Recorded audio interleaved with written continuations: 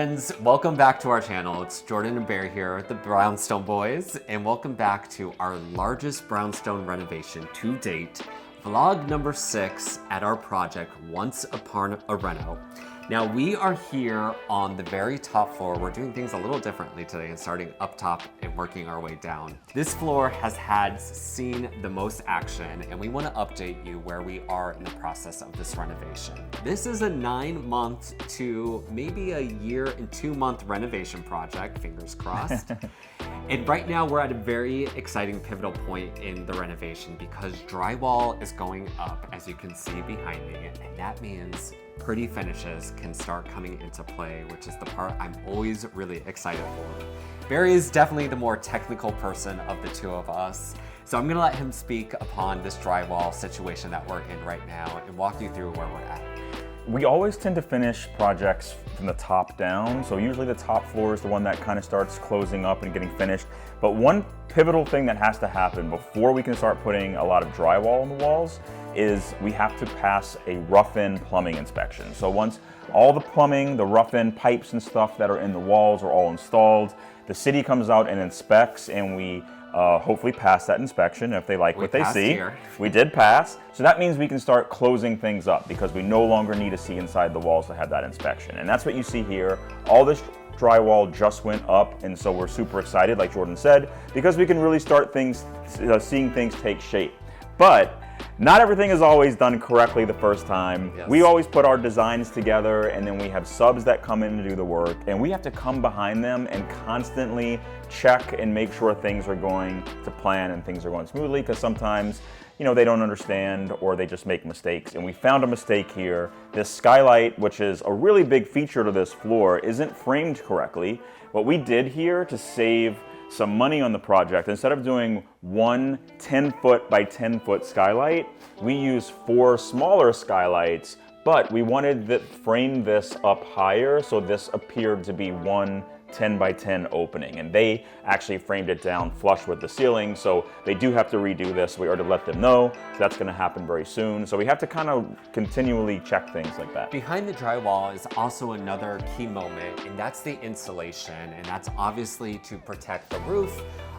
We work with the R30 insulation that is definitely a game changer. It's the best of the best, and it's the one that we are using here in the project. Yeah, so the insulation on the roof above the ceiling, so we're on the top floor, so above us is just the roof to the building.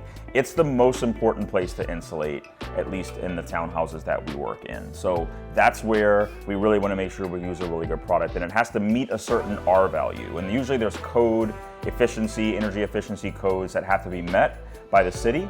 And in this case, we have to meet the code, which is R30 in this ceiling. So this is not a there's many different types of insulation that you can install. There's spray-in insulation. There's this type of roll-in insulation. So that's what we decided to use here. It's actually a little bit less expensive, but it does a really good job. And the ducts also are above this drywall, and I'm excited as we go down, you'll see them exposed so you can really get a sense of how slim we have made all of the ducts here. Just to allow for as much ceiling height as possible. You also might see some black things sticking down, and that is the sprinklers. And yes, we are in New York. We actually have grown to value the appreciation of having sprinklers in a townhouse, as a fire is tragically one of the worst ways a building of this can go down. And now this house is secure if God forbid that ever happened. And these sprinkler heads are going to be flush with the ceiling. So right now they're just roughed in. So you see the pipe sticking out. But once they're finished and they actually install the sprinkler heads, they're just going to be a little round circle that's flush with the ceiling. Let's head down to the next floor.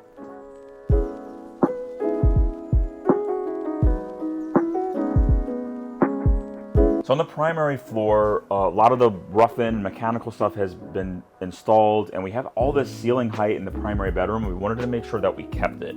So we needed to find creative places to tuck away all of the HVAC. And so what we decided to do was put it over the closet area and drop the ceiling a little bit in the closet. So all you're gonna see is this one little linear vent here above the closet door, which is going to be very streamlined, very minimal, and we keep all of our ceiling height. So we worked with the clients a lot on the electrical plan here, and we're doing a lot of smart audio in this home. So because of that, we're a little delayed. However, we made great progress with them recently, and now we can really achieve the electrical plan that we've been working together. I'm really excited because there's a lot of firsts for us inside this project, but everything will be on smart dimmers, electric waves that are going to really allow this full 5-story brownstone to be all auto-connected from basically your phone, which is pretty cool. Another thing I'm really excited for in the primary is this original arch here.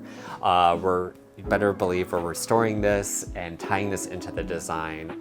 This area is going to be a really beautiful space with a bedroom, a fireplace, a cozy reading nook, and we still are toying on some of the wood stripping here, but I'm fighting for these bay windows in front of me to be stripped.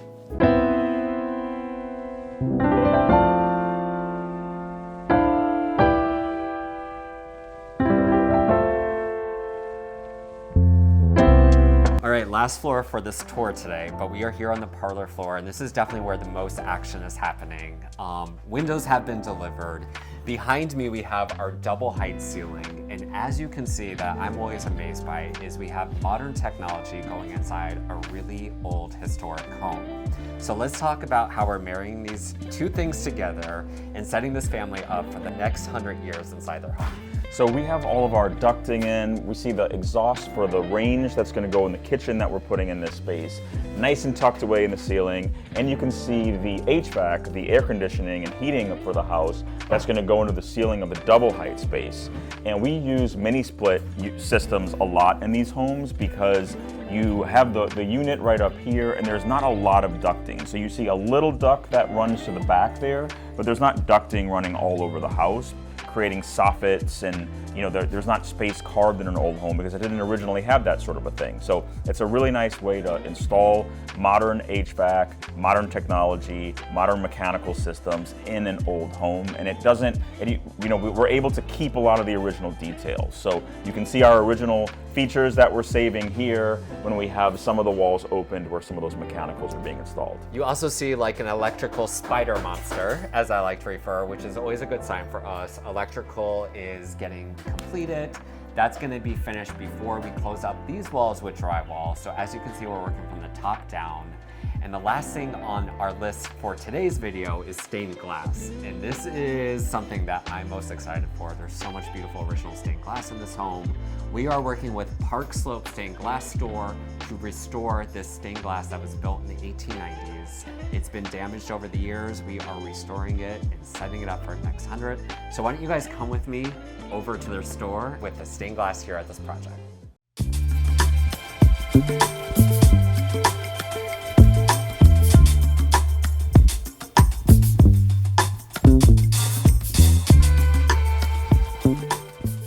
Welcome to Stained Glass Studio. Thanks for having us. My name is Jenny. I'm one of the restoration specialists and one of the owners here, along with Brian. I know that you and Brian recently took over Park Slope Stained Glass, correct? Yes. Which is so great, and we're so honored that we're going to be working together. But tell us a little bit about the change and how that came about. Right. Well, Brian is actually a student from the original owner. So the original owner opened the shop in the late 70s. He's a Vietnam vet. He ran it for years, and then in the 90s, Brian was a student at New York High School Art and Design, and he's an artist by blood. So he came in, took a class, and then ever since then, he has been practicing stained glass. And then as Peter retired, we found out it was a good fit to take over the shop and fulfill the needs of Brooklyn to continue the history, continue the restoration. We all often come into a house when it's been there for 130, 40, 50 years and it needs help. It's kind of deteriorating a little bit, it's falling. The glass that we're working on right now is caving in a little bit. We see it kind of starting to droop. What causes that and how do you repair it? Really what makes them fall apart, let me show you here, is this right here comes loose. Sometimes this metal here will come loose. And this is due to like the elements getting in. Maybe there's water damage in the wood frame that sits there. Also, this is made of lead. Lead is actually a soft metal, and the reason they use it for these is because you can make these beautiful shapes, these curves that most metals aren't going to be able to do. They're much more rigid and hard. So when you see that bowing, the window's like falling out of its frame, that's because that lead has just stretched and it hasn't been supported properly with things like this, steel bars that go across. They can be done incognito like this, kind of go with the design. So what we'll do is we'll bring the framed window in the shop, we'll get it out of the frame, and we want to let the metal relax a little bit. It's bowing because it's had, you know, years of weight on it. So what we want to do is take it off, let it relax. If there's any metal that appears to be stretched out, we'll replace that metal. And also we'll check other spots for, you know, corrosion or the evidence that it's happening, to make sure that the window's going to last a long time. We'll get in there with our tools. We have various tools that we use, like picks and brushes and razors and sponges. All of these things to get in there the best way. We usually start light until we get, you know, to something that requires something heavier, but we want to keep the window in the condition that it was supposed to be in. So as far as replacing the glass, we'll find, you know, like kind pieces, keep the integrity of the window. And just by doing a lot of this cleaning, getting all that environmental pollution that's off the surface of the window, it's really going to brighten up the space. For sure. Yeah.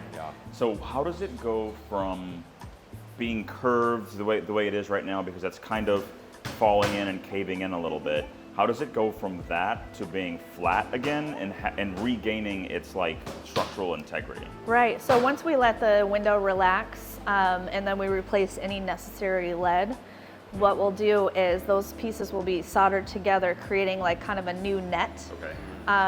And then between this net, these are actually channels of metal. So what we'll do is we'll insert putty into and along the channels, and then that dries up and creates a rigidity. And then depending on the size of the window, we'll also include steel rebar reinforcements if needed.